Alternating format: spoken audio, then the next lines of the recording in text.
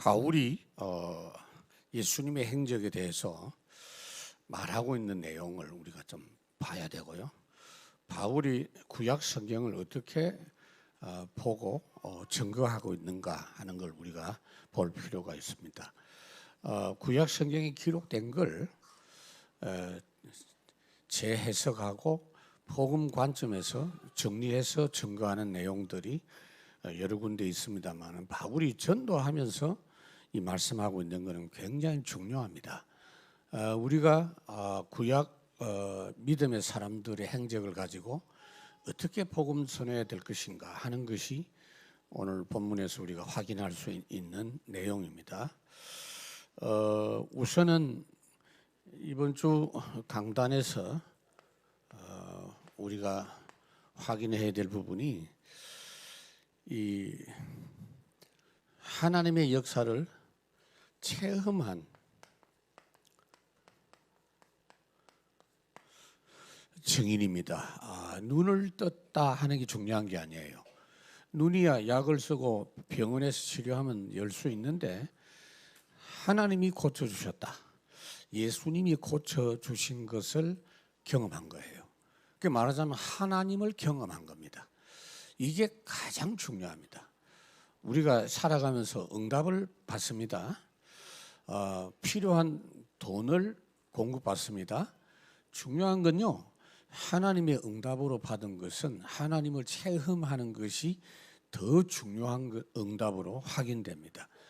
특히 이 맹인은요, 9장 3절에서 주신 말씀을 언약으로 붙잡은 겁니다.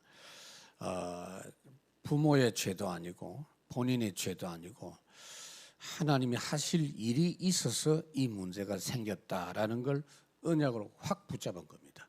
그거 붙잡고 나가니까 이렇게 응답을 받고, 그 다음에 주변에서 아무리 잘못된 말, 협박 이런 것들이 와도 전혀 어려움 없이 계속 믿음의 길로 가는 것을 볼 수가 있습니다. 그러니까 우리가 말씀을 잘 받는다는 것은요, 가장 중요한 일입니다. 어떠한 경우에도 여러분들이 말씀 받는데 손해보면 안 돼요. 그러니까 말씀이 어디서 옵니까? 하늘에서 바로 떨어집니까? 하나님이 교회를 통해서 말씀을 주시잖아요. 사람을 세워가지고 말씀을 주시잖아요. 그러니까 여러분들이 인간적인 관점에서 먼저 보지 말고 하나님이 세웠다라는 걸 생각하고 말씀 받을 때는 존중하고 받으셔야 돼요. 신뢰하고 받아야 돼요. 이제 이게 안 되고 무차별로 이렇게 말씀 전하는 사람에 대해서 불신하고 이러면요, 말씀이 귀에 안 들려와요. 그렇기 때문에 바울이 또 그런 부분을 많이 권면을 했습니다. 말씀 전하는 자와 관계가 좋지 않는 그런 부분을 주의하라고 그렇게 이야기를 했죠. 그러니까 여러분들이 항상 주님 오실 때까지 여러분이 신경 써야 될 부분은 말씀 컨디션, 이 부분을 항상 점검하십시오. 그러면 여러분이 말씀 은혜만 받으면 말씀이 여러분을 만들어 가십니다. 말씀이 결국은 여러분들을 결국 2, 3, 7 살릴 수 있는 사람으로 바꾸어 가신다라는 것을 알아야 됩니다. 그래서 제일 중요한 게 뭐냐, 안심해도 좋은 조건이 뭐냐, 영적 상태예요. 이게 굉장히 중요합니다. 항상 기뻐하라, 쉬지 말고 기도하라, 범사에 감사하라. 그것은요, 계속 그렇게 노력하라는 이야기 아니고 그 상태. 어떻게 항상 기뻐할 수 있어요? 항상 기쁘지 않는데 영적 상태가 그런 거예요.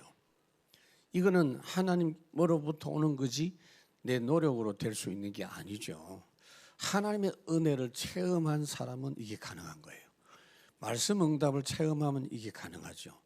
그래서 영적 상태가 뭐냐면요, 실제로 이거 누리고 있는 사람이에요. 성령이 임하고 권능을 받고, 그렇죠? 이 상태가 영적인 상태입니다. 그래서 우리는 전도가 아니죠, 증인입니다. 지난번에는 제가 말씀드렸죠. 금요일 날도 이야기했는데 망설이지 말라고. 여러분들이 체험한 비밀이 어마어마한 거예요.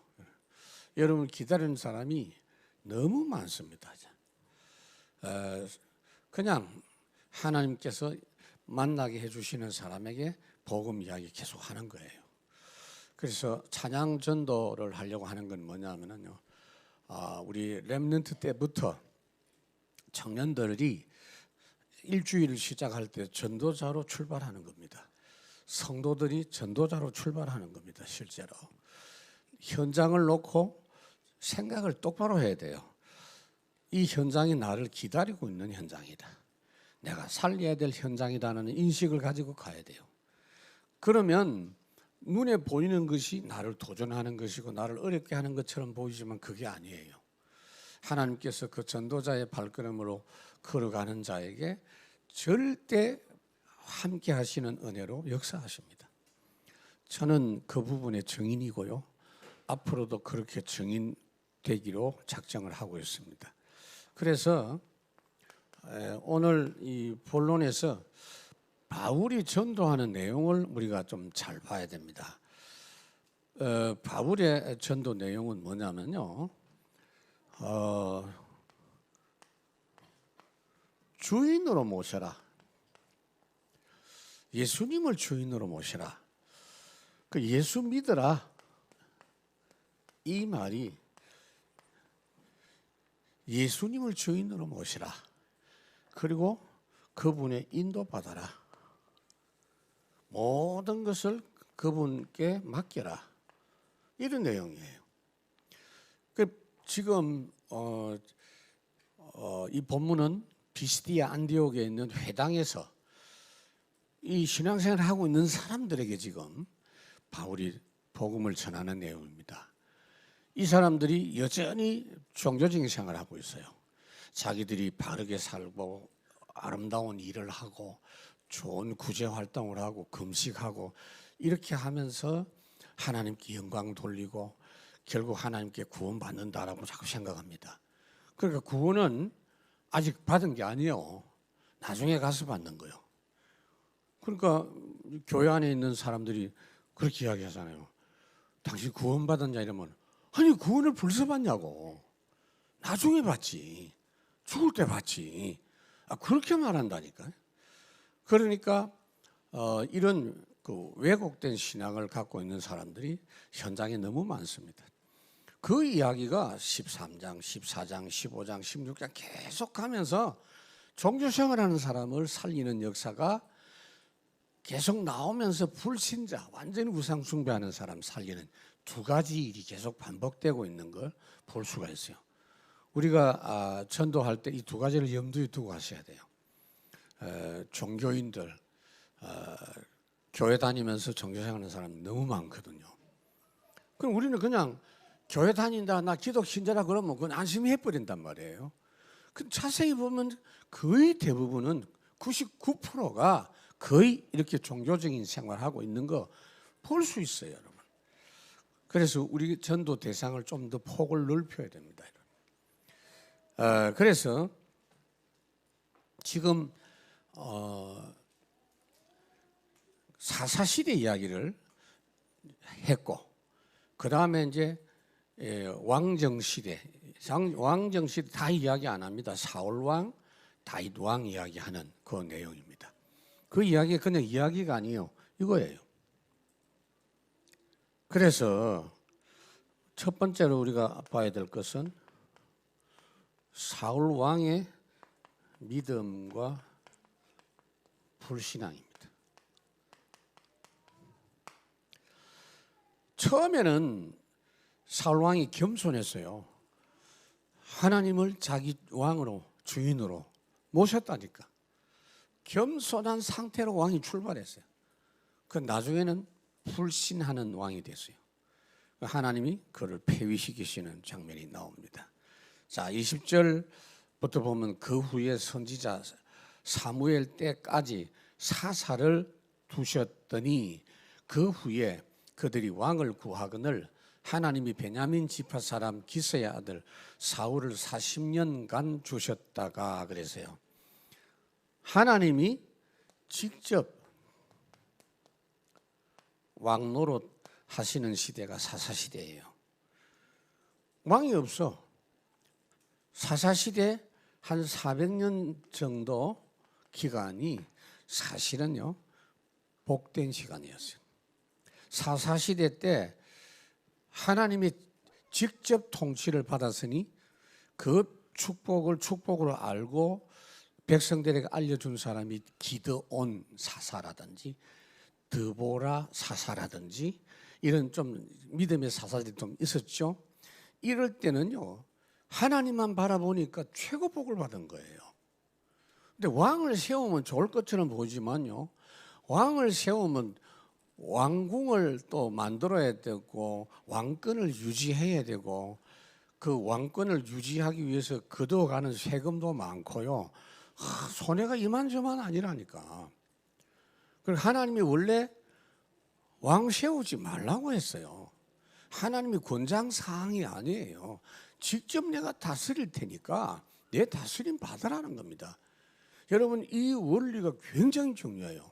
지금도 똑같아요. 교회 힘센 사람이 나오면 안 좋아요. 교회는요 주님이 다스리는 교회. 여러분 가정에도 주님을 주인으로 모시세요. 아주 카리스마 있고 힘 있는 어떤 가장이 있다. 그거 너무 좋아하지 마세요. 주님이 다스리는 게 최고예요, 여러분. 그래서 이 사람들이 인간 왕을 요구했습니다. 그게 어디 나오느냐면 사무엘상 8장 쭉 나옵니다. 말하자면 사무엘이 나이가 많고 사무엘의 아들들이 제사장 일을 하고 지도자 역할을 하는데 이것들이 영안이 어두워 가지고 범죄하고 이상한 짓 하니까 백성들이 너무 실망해 가지고 우리 이제는 마지막 사사가 사무엘이거든요. 그러니까 더 이상 사사 안 되겠다. 우리도 왕을 세워달라. 그렇게 요구했습니다. 그때 사무엘이 뭐라고 하느냐면은 너희들이 왕을 세우면 좋을 것처럼 보이지만은 왕을 세우면 너희 아들들이 왕궁의 문지기가 되고 너희 딸들이 왕궁의 식모가 된다. 그래도 할래? 이러니까 그래도 하겠다는 거예요. 이 사람들의 생각은 참 못 말립니다. 그 세상 세속 국가에서 왕들을 세워갖고 하는 게 굉장히 이게 좀 멋있게 보이고 그 다음에 든든하게 보였던 것 같아요. 그게 그런데 사실상 왕 세워가지고 재미 본 적이 거의 없어요, 여러분. 그래서 하나님께서 허용하시면서 몇 가지 이야기를 했어요. 왕을 세울 때는 왕은 언제든지 하나님의 말씀을 등사해가지고 옆에 두고 신명기 17장에 있습니다. 그 말씀을 늘 읽으면서 나라를 다스리라 그랬어요. 그만큼 왕이 항상 자기 생각으로 하지 말고 하나님 말씀 늘 보면서 다스리라 그랬어요. 특히 왕은 병거나 이 말 같은 거를 필요한 거 이상으로 많이 두지 마라. 말이 많으면요 그걸 의지한다 그 말이에요. 전쟁에서 이긴다 이 말이죠. 금, 은, 보화를 왕이 너무 많이 갖고 있지 마라. 또 부인들을 너무 많이 두지 마라. 왕은 군림하는 위치가 아니단 말이에요. 하나님 대신해서 백성을 돌보라고 세운 것이다. 지금도 똑같아요, 여러분. 지금도 제대로 된 대통령, 지금도 제대로 된 왕은 그렇게 해요. 그런 국가는 복을 받죠. 대통령이 막 군림하고 큰 소리 치면 안 돼요, 그게. 왜냐하면 위정자는 위에 있는 권세 하나님이 세운 거예요. 그걸 이제 알기만 해도 되는데, 그래서 이스라엘 왕은 하나님을 대신한 목자다. 요한복음 21장 여러분 보면은 베드로 보고 뭐라고 했죠? 내 어린 양을 먹이라. 내 양을 네가 치라. 내 양인데 네가 대신해라. 그게 목자단 말이야. 목사예요. 목사가 무슨 목자입니까? 주님이 목자인데 목자이신 주님을 대신해서 주님의 뜻에 맞게 돌보고 섬겨라. 그런 말입니다, 여러분. 그래서 교회는요 모두 다 섬기는 직분입니다. 교회는 군림하는 위치가 아무도 없어요. 교회는 내가 왜 이렇게 무시당하냐 이런 생각하는 순간부터 그건 틀린 사람이에요. 아이고 보니까 뭐 목사가 마음대로 하네. 그 생각부터가 틀린 거예요. 아무리 마음대로 하는 것 같아도 주님이 주장하고 계세요. 교회 머리가 주님이세요. 지금도 주님이 보좌에서 딱 눈에 불을 켜고 역사하고 계세요. 그래서 첫 번째 왕 사울 왕에 대해서 보면은 사울을 하나님이 세우실 때 어떤 조건으로 세웠는가? 역시 아무 자격 없는 사람인데 세웠어요. 여러분 그 사울은 지파가 어느 지파냐면요 베냐민 지파예요. 베냐민은 야곱의 막내 아들이죠. 근데요 이 베냐민 지파가 제일 타락했어요. 하나님께 징계를 많이 받았어요. 당시에 남아있는 숫자가 한 500명 정도밖에 안 될 정도로 씨가 마를 정도로 아주 안 좋은 그런 지파입니다. 근데 그 지파에서 하나님이 선택한단 말이에요. 그것도 농사 짓고 있는 아주 평범한 청년, 뭐 키는 크고 그렇지만 굉장히 사람이 성실해. 성실하다고 뽑은 거 아니에요. 부모 공경도 잘하고 그랬어요. 성경에 보면 사울이 이렇게 잃어버린 짐승 찾으러 갔는데 하루 이틀 3일 지나니까 짐승을 못 찾지만 부모님이 짐승보다도 우리를 걱정할 것 같다. 그리고 우리가 빨리 부모님께 돌아가자. 잘못 보면요 그렇게 효도를 잘하니까 하나님이 세웠다 이렇게 보면 안 돼요. 그냥 농사꾼이야. 지파도 베냐민이야. 별로 좋은 지파가 아니야. 그런 중에 하나님이 세웠습니다. 그러니까 본인이 부족한 것을 처음에는 알았죠. 처음에는 겸손하게 했었어요. 그런데 왕이 떡대 보니까 육신적으로 보니까 지지자도 많고 백성도 많고 자기를 막 이렇게 추앙하는 사람들이 많고 이러면서 자기도 모르게 교만해지기 시작했어요. 대표적인 부분이 보면은 사무엘상 18장.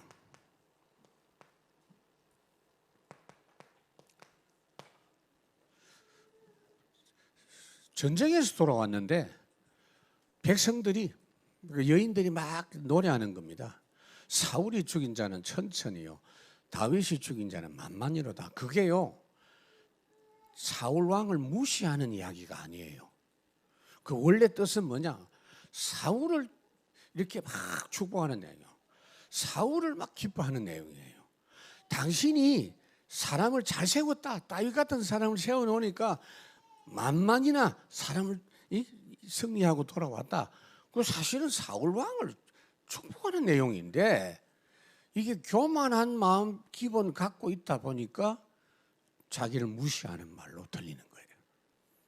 여러분 저는 사람들을 알 때 그렇게 알고 있거든요. 삐졌다 이 말은 누가 잘못해서 삐진 게 아니고 원래 자기가 지금 이상한 상태예요.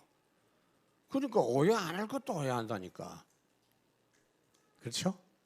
그렇다고 또 판단하고 그러지 마세요. 속으로 아이고 저게 지금 상태가 안 좋구나 그렇게 생각하고 이래야 되지.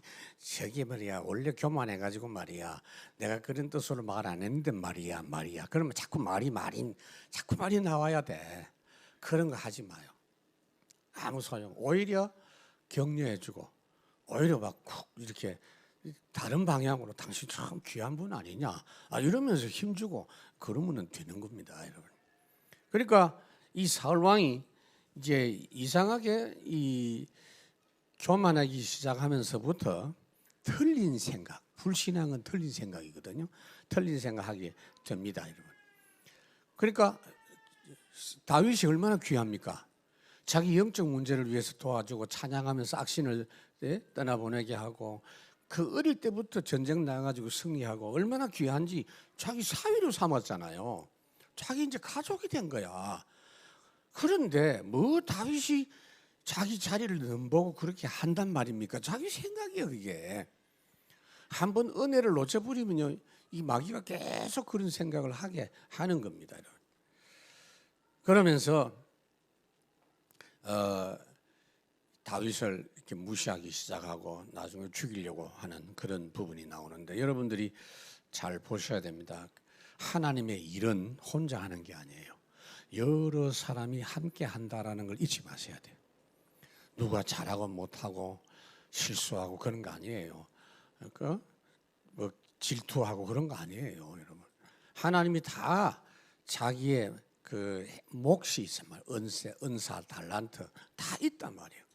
분깃이 다 있단 말이에요. 어떤 사람은 1개, 어떤 사람은 10개, 하나님이 주신 거예요. 그걸 가지고 비교하고 그런 거 하면 안 돼요. 근데 이제 교만하기 시작하니까 이 생각이 이제 틀린 겁니다. 아무것도 아닌 사람을, 별 것도 아닌 사람을, 자격 없는 사람을 은혜로 세웠는데 교만하니까 자기 중심이 딱 돼버립니다. 자기밖에 모르는 사람이 돼버리는 겁니다. 그러면서 사람들이 무슨 말을 하니까 자기를 욕하는 것으로 이제 오해하게 되어지고 다윗을 의심을 하고 결국은 하나님께서 그를 패하신 것을 볼 수가 있습니다. 그러니까 하나님의 다스림 따라 못한 거죠. 중요한 게 뭐냐면은 주님이 주인인데 자기가 주인 노릇하려고 하니 사단이 그 속에 들어가서 악신이 들어갔다 이렇게 돼 있죠, 여러분. 그래서 이 이야기를 하는 이유가 뭐냐면은 잘 봐라, 절대로 너희들이 주인 되어서는 안 된다. 우리가 열심히 신앙생활하는 것이 아니다. 예수님을 믿어야 된다.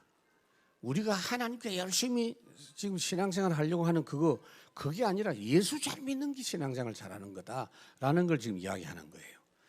그래서 다윗이 누린 하나님의 나라. 자, 22절 보면 패하시고 다윗을 왕으로 세우시고 정언하여 이르시되 내가 이새의 아들 다윗을 만나니 내 마음에 맞는 사람이라 내 뜻을 다 이루리라 하시더니 그랬어요. 여러분, 다윗 세운 것도 결국은 하나님 은혜예요.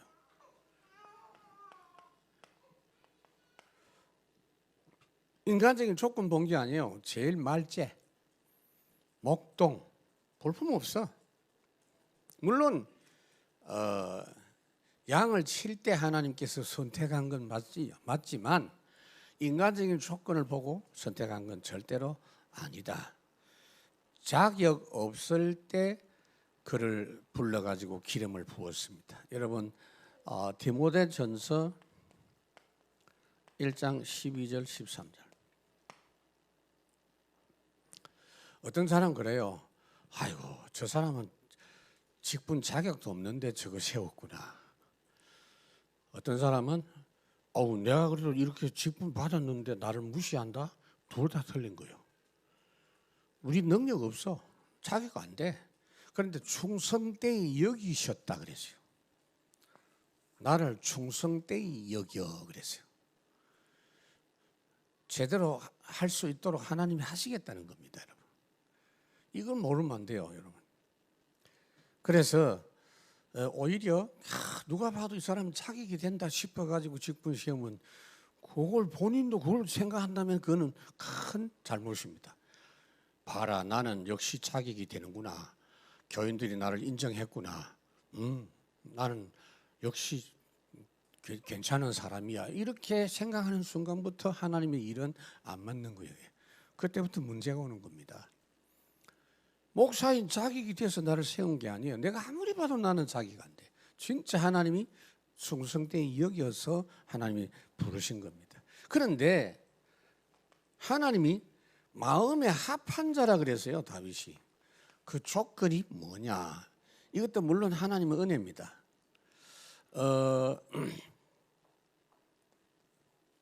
여호와 하나님, 하나님의 전능하심. 무슨 말이냐? 나는 아무것도 아니다 이 말이야. 나는 아무것도 아닌데 나와 함께 하신 하나님은 여호와다. 예를 들면 골리앗 앞에 나갈 때 어떻게 합니까? 너는 칼과 창과 단창으로 내게 나오지만 나는 네가 무시하는 여호와 하나님의 이름으로 간다 그랬죠. 이게 굉장히 중요한 말입니다, 여러분.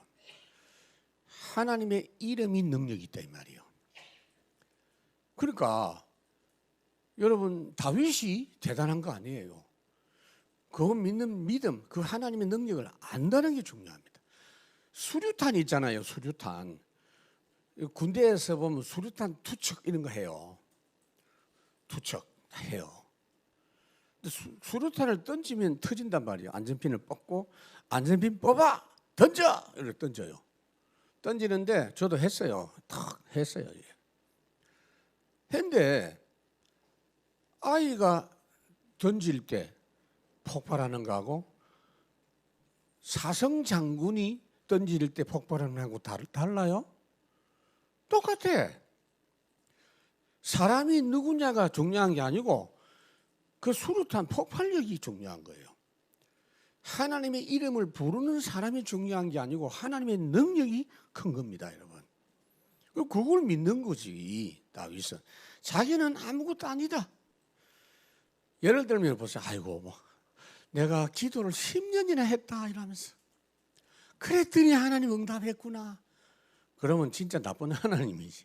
10년씩이나 해야 응답 주시는 분이고. 그렇게 우리도 모르게 생각하거든요. 눈물로 기도했더니 하나님 응답했구나. 물론 그 기도 속에 역사하신 건 맞지만 기도 때문에 응답 온 건 아니에요. 정확하게 알아야 돼요. 하나님은 우리의 기도를 쓰신다고요.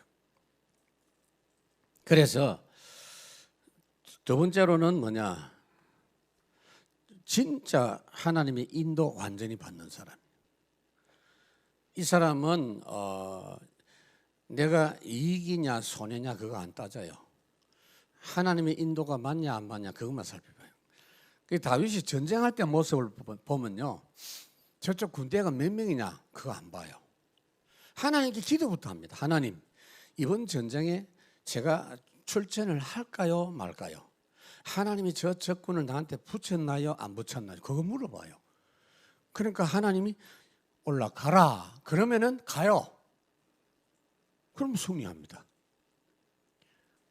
여러분 이렇게 하셔야 돼요.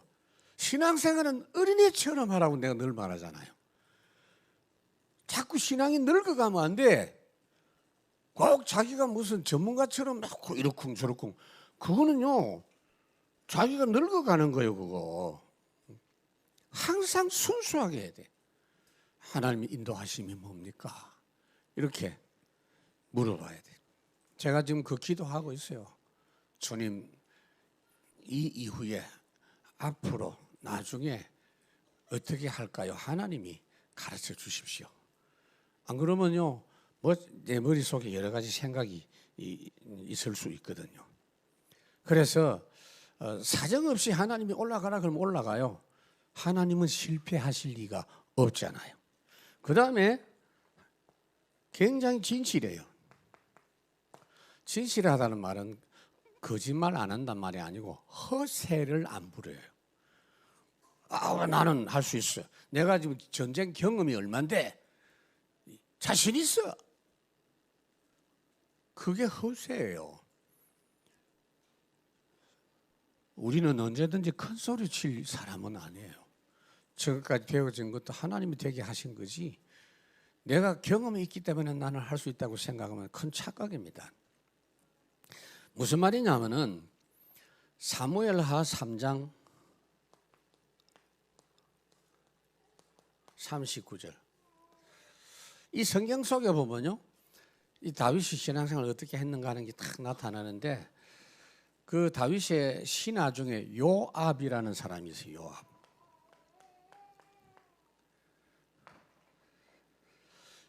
얘가 좀 질이 나빠. 다윗을 잘 도왔는데 다윗을 잘 돕고 나서부터는 지가 또 이렇게 뭘 이용을 해요. 그걸 가지고 자기 실속 챙기고 이래가지고 다윗이 자꾸 욕 듣도록 만드는 신하라. 그러면 다윗 정도 되는 위치 같으면 야 이 자식아 이러면서 당장 쫓아내든지 단칼에 귀양을 보내든지 이럴 수 있는데 그렇게 안 해요. 하나님, 내 감당이 안 됩니다. 하나님이 맡아주십시오라고 기도합니다. 다윗이 그럴 수 있는 위치에 왕이잖아. 왕이면 내가 왕이다 이러면 할 수 있잖아요. 그래 안 해요. 그래서 하나님의 마음에 합한 거예요, 그게. 그러니까 그런 구석구석을 보면 이 사람이 물론 항상 그랬던 건 아니에요. 어떤 때는 교만해가지고 범죄도 많이 했거든요. 실수도 했지만 주로 이 흐름을 계속 타고 간 거 볼 수 있어요. 그리고 거의 회개의 사람이에요. 다윗이 죄를 많이 지었어요. 그런데 그때마다 깨끗하게 자기 죄인인 걸 자백하고 하나님께 완전히 무릎을 꿇고 주님의 보혈 능력 의지하고 하나님과 깊은 그 영적 교제를 회복하고 그거 참 잘했어. 그러면서 이 사람은 믿음과 순종의 사람. 그러니까 백전백승할 수밖에 없었습니다. 특히 다윗 이야기할 때 예수님을 주님으로 섬긴 다윗입니다. 23절 하나님이 약속하신 대로 이 사람의 후손에서 이스라엘을 위하여 구주를 세우셨으니 곧 예수라. 다윗의 씨를 통해서 하나님의 아들을 보내시겠다고 예언했거든요. 아브라함과 다윗의 자손 예수 그리스도의 세계라 그랬죠. 여러분 그 재미있는 장면이 나와요. 마태복음 22장 41절에서 46절에 보면요. 이 바리새인들이 예수님을 자꾸 공격을 하죠. 공격을 하면서 그렇게 하니까 예수님이 질문했어요. 메시아가 누구의 후손으로 온다고 했냐라고 물으니까 자기 성경 잘 아니까 다윗의 후손입니다 그랬어요. 그런데 후손이 어떻게 주님이 되냐라고 물으니까 당황이 돼서 할 말이 없어요. 왜냐 다윗이 후손을 주님이라고 했거든요. 메시아까지는 이해하겠는데 후손에 대해서 다윗이 주님이라고 했단 말이에요. 무슨 말인지 알겠어요? 그 성경에 보면 나와 있어. 그러니까 다윗은 자기 후손으로 오실 예수님을 처음부터 주님으로 섬겼어. 아브라함도 그렇게 섬겼어. 그런데 그 후손인 이 유대인들이 바리새인들이 자꾸 예수님을 공격하니까 예수님 그 말에 할 말을 잃어버린 거예요. 당황하는. 그러면 당황할 일이 아니고 회개하고 예수 믿어야 될 건데 기분 나빠갖고 안 믿고 그래요. 자꾸. 그래서 구주로 믿어라 예수님을. 죄에서 구원해 주신 분으로 믿어라. 여러분 예수님이 왜 우리의 주인입니까? 예수님이 왜 우리의 주인입니까 여러분?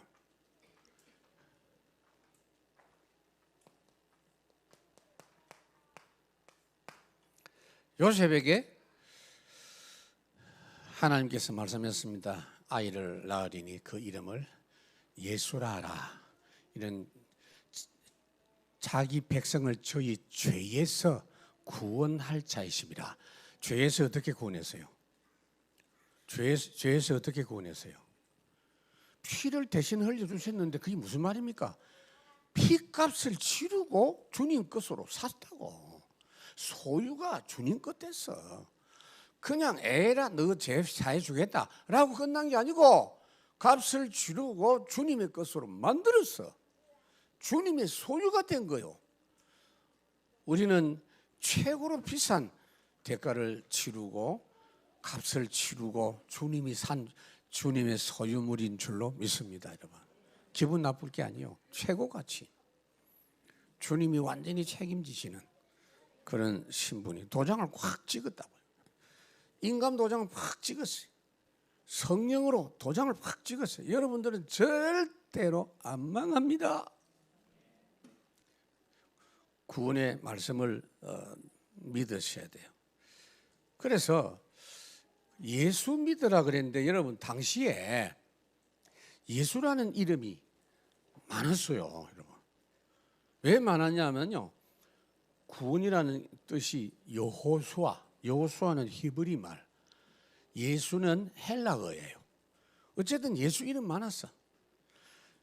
요즘 우리나라 사람들 이름 짓는 거 보니까 이름 많은 이름이 있죠. 민석이 좀 많은 편이죠. 민석이. 서현이 많더라고. 또 요즘은 또 어떤 이름이 더 많은지는 모르겠는데 이름 많이 짓는 추세가 있어 보니까. 옛날에는 뭐 영자, 뭐 영숙이 뭐 이런 식으로 막 하기도 했는데, 왜냐하면은 이상한 생각을 가지고 아이 이름을 지어요. 애가 태어나도 또 뭐 병 걸려 죽을 거니까 아주 안 좋은 이름을 붙여가 귀신이 강건드리도록, 말똥이 일어나면 아이고 말똥을 내가 만들어 건드리겠냐 이러면서 실제 그랬다니까 이름을. 그러니까 참 하나님 없는 문화 속에서 그랬는데, 당시에 예수가 천지라 그냥 김예수도 있고 박예수도 있고, 그래서 나사렛 예수, 같은 예수가 아니요 나사렛 예수라 하냐. 나사렛 예수를 나의 구주로 섬겨라, 그렇게 지금 이야기를 한 겁니다. 그래서 바울이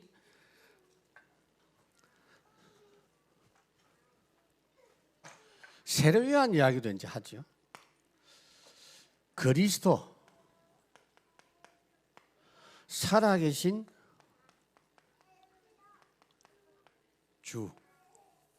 주는 그리스도시요 살아계신 하나님의 아들이십니다. 세례요한 이야기도 지금 하고 있죠. 이 사람들이 세례요한까지 알고 있단 말이에요.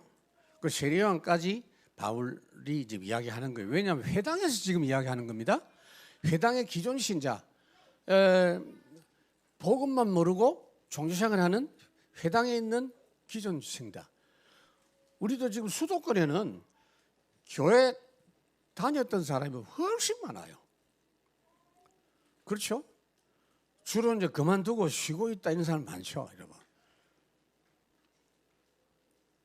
교회 다니는 사람, 이런 사람들에게 우리가 복음 전해야 될 내용입니다. 그래서 세례요한의 증거를 보시면, 자 24절, 그가 오시기에 앞서 요한이 먼저 회개의 세계를 이스라엘 모든 백성에게 전파하니. 회개의 세례라 그랬죠. 회개의 세례가 뭐냐? 회개가 뭐죠? 하나님께 돌아가는 것, 예수님께 돌아가라는 거예요. 너희들이 지금까지 율법 지키면서 선하게 살고 그렇게 사는 거 포기하고 예수 믿으라 그 말이에요. 세례 요한은 예수 믿으라고 선포한 거예요. 지금까지 너희들이 신앙생활하는 그거는 엉터리야. 예수 믿어야 돼.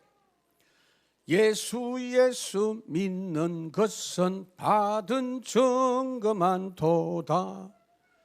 이 찬양이 우리에게 항상 있어야 돼.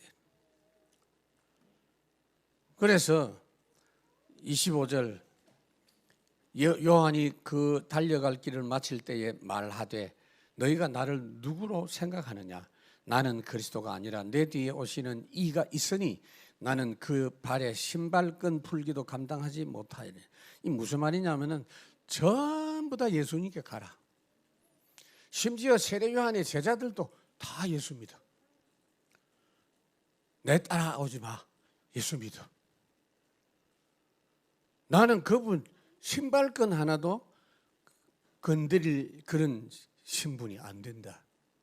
어디 감히 그분하고 내하고 비교가 되겠냐? 나는 그분 오시기 전에 광자에 그냥 외치는 소리에 불과하다. 본인이 확실히 이야기하세요. 그러니까 세례 요한이 이야기한 것도 뭐냐? 예수 믿으라는 거다. 그래서 이제 본격적으로, 자 지금 지난주 제가 이야기했잖아요. 비시디아 안디옥에 있는 회당에 가서 바울이 어떻게 말했다고요? 회당에서는 주로 신명기를 읽고 이사야서를 주로 읽어요. 이래가지고 그걸 읽은 것 갖고 서로 포럼하는 거예요. 손 들고 나와갖고 포럼하는 거예요. 그게 회당에 주로 하는 거예요. 예배도 하지만 포럼을 해요. 그러니까 이제 사회자가 또 포럼할 사람이 있냐 이러니까 바울이 손을 벅 드는 거예요. 이제 그래가지고 지난주에 제가 말씀드린 그 내용을 쭉 이야기하는 중에 이제 시간이 모자라갖고 오늘까지 지금 이어지는 겁니다. 그래서 성경을 이야기를 쭉 하고 지금부터는 여러분들이 알아야 된다라고 안디옥 청중을 향해서 말하는 것이 26절부터예요. 안디옥은 수리아 안디옥이 있고 비시디아, 튀르키예, 터키에 있는 그 안디옥. 지금 튀르키예 안디옥에 가서 지금 이야기하는 거죠. 그래서 26절, 형제들아 아브라함의 후손과 너희 중 하나님을 경외하는 사람들아, 이 무슨 말이냐면 유대인들과 이방인 중에서 하나님 믿는 사람들아 이 말이에요. 그 이방 지역이니까 유대인만 있는 게 아니고 그 이방 지역에 있는 사람들도 지금 하나님 믿고 들어와 있다 이 말이에요.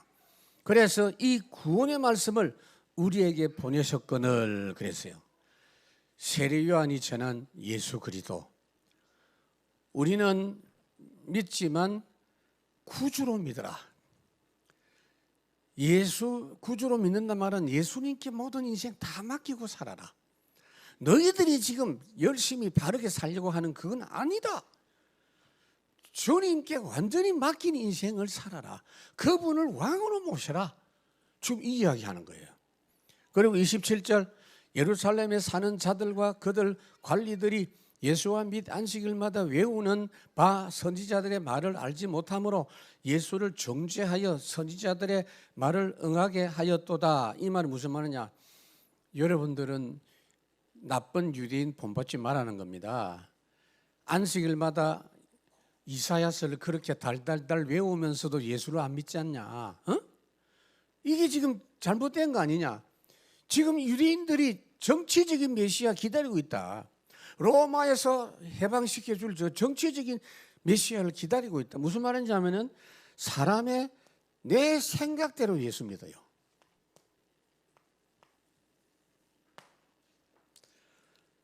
근데 여러분 이게 이렇게 믿을 것이다라고 성경에 이미 예언되어 있어요. 사람들이 예수를 믿어도 자기 생각대로 믿어. 아담하고 똑같아. 아담의 후손. 어떤 철학자가 그런 이야기 했어요. 조금 어려운 말인데 이해가 될 수 있어요. 요청적인 신.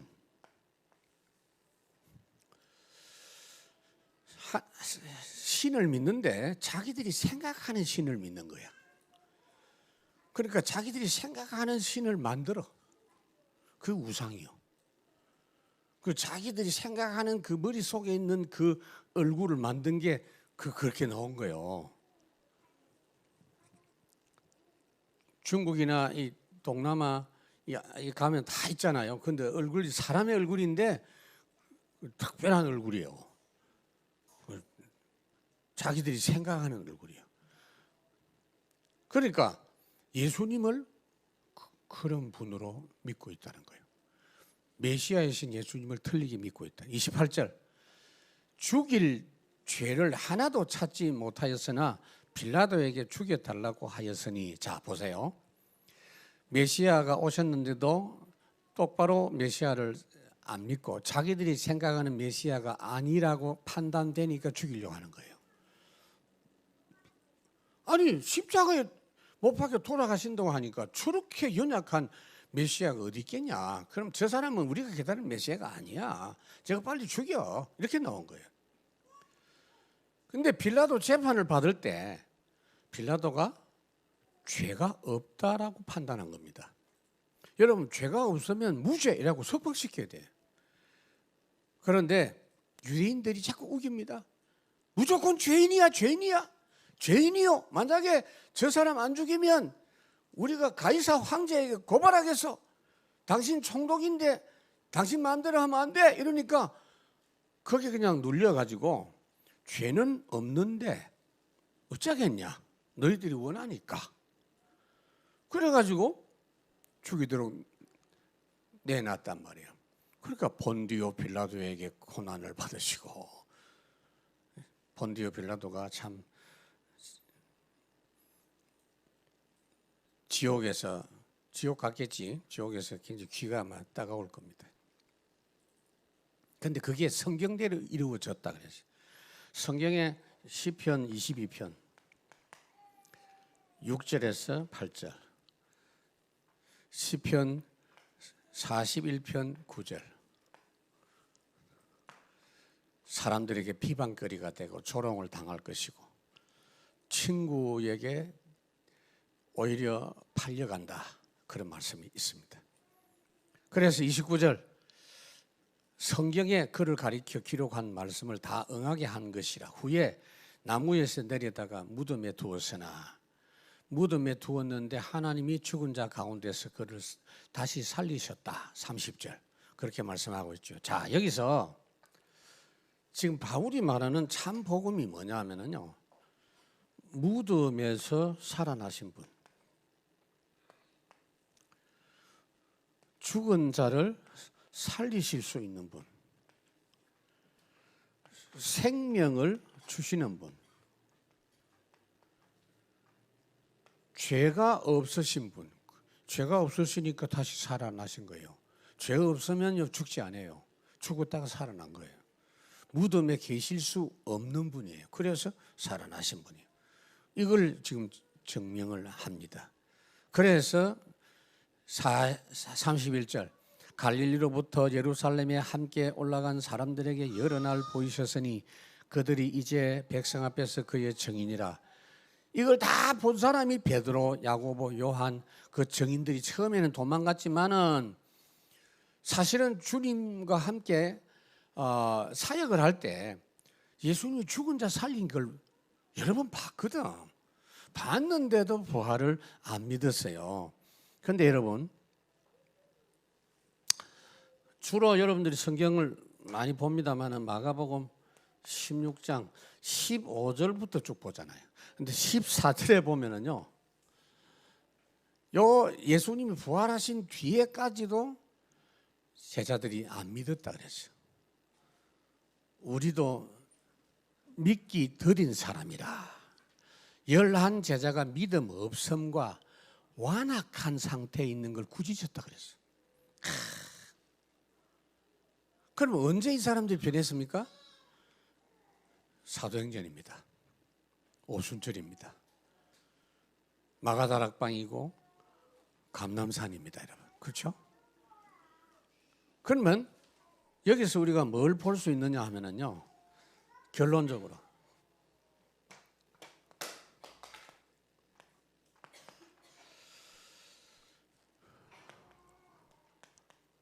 복음 지속, 이 구약의 인물이나 신약의 인물이나 이 제자들도 전부 연약하고 부족하고 넘어지는 자, 예수님을 배신한 자, 이런 사람인데 주님이 일으켜 세웁니다. 어떻게 해요? 복음 지속 흐름 속에 있을 때 가능해요. 저는 그렇게 봅니다. 어쨌든 막 이상한 행동을 하든 뭐 엉뚱한 생각을 하든 말씀 듣는 자리에 계속 와진다. 그럼 희망이 있어. 아시겠습니까? 말씀 안 듣는 그게 이제 제 문제지. 말씀을 계속 듣고 있다. 반드시 하나님이 변화시킵니다. 그래서 하나님이 결국은 부르시기 때문에 우리도 여기 있는 줄로 믿습니다. 여러분 여기 앉아가지고 오늘 수요일 저녁에 또 나와가지고 아멘 하고 이럴 사람이 절대 아니거든요. 여러분 그런 사람 아니야. 없어. 아니요. 내가 알아. 성경에 있어. 여러분 개개인 내 조사 안 했지만 성경에 다 있어. 나부터도요, 목사라고 안 세웠으면 내가 과연 교인 입장에서 수요일 나오겠나 싶어. 나 자신이 없어. 안 올 것 같아. 아무래도 하나님이 부르셔서 여기 있는 거요. 얼마나 감사합니까? 그래서 우리는 절대 역대 역사 흐름을 따라가는 사람이에요. 유 목사님 작년에는 have knee power, 탤런트, 미션. 그 원래는 25가 오기 때문에 드론 리 파워, 탤런트, 미션 이야기한다고. 내년에는 아마 이터널리 하겠죠. 그거는 뭐냐면 지금 우리가 절대 흐름 속에 있는 거예요. 근데 그거를 이해만 해도 하나님의 역사를 확인할 수 있어요. 아유, 목사님, 나는 다락방 메시지가 다 이해가 안 돼. 괜찮아. 그게 마음에 와닿고 100%안 믿어져도 괜찮아요. 100% 믿는 사람 아무도 없어요. 말씀이 여러분들에게 응답을 주시면서 눈이 확 열립니다. 우리 교회는 그렇게 가야 될 줄로 믿습니다. 그래서 마지막으로 한 가지 말씀드리면 우리 교회는요, 그저 복음 운동하는 이 내용으로만 가득 채워져 가지고 다른 거 할 틈이 없고 이상한 불신앙도 할 시간이 없을 정도로 그렇게 되었으면 참 좋겠습니다. 그러면 237 살릴 수 있는 교회 될 줄로 믿습니다. 하나님 참으로 감사합니다. 오늘도 바울이 종교생활하는 회당에서 복음 전한 이 내용을 가지고 우리가 확인해 봤사오니 우리들도 현장에서 신앙생활 하면서도 복음 모르고 종교생활하는 사람을 살리는 이러한 전도자로 살아가게 하옵소서. 예수를 믿되 주인으로 믿게 해 주옵시고 예수를 내 모든 삶을 완전히 주장하시는 책임지신 분으로 맡기고 완전히 굴복하고 인도받는 그러한 신앙생활 되게 해 주시옵소서. 그러면서 주님께 굴복하고 세상을 다스리고 마귀를 이기는 승리자 되게 하옵소서. 예수님 이름으로 기도하옵나이다. 아멘.